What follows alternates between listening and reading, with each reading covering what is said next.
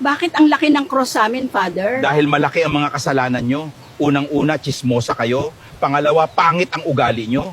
Kaya magbago na kayo. Opo, Father. Hindi namin susundin ang utos mo. At magiging chismosa pa din kami.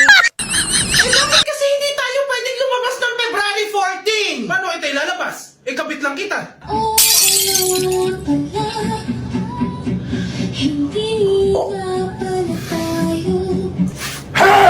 15. Marunong ka naman pala umintindi. Josephine, Ano yun? alam mo may crush daw sa'yo si Mark. Talaga, seryoso? Ang pangit ko. Kaya nga, nagtataka rin ako. Be, namatay na pala yung kaibigan mo, no? Ay, oo. Kawawa nga eh. Bakit anong nangyari? Eh, hindi naman kasi sasanay dun sa klima sa ibang bansa. Tapos, naligo sa snow. Ayun. Nilamig. Todas. Ay, ganun ba? Hmm. Sana be, lahat ng lalaki ganun, no? Ano? Kapag nanlamig, todas. Ate, bakit mas mabilis pumuti yung buhok sa itaas kaysa sa ibaba? Eh kasi, sa itaas, puro problema. Eh sa ibaba, puro ligay.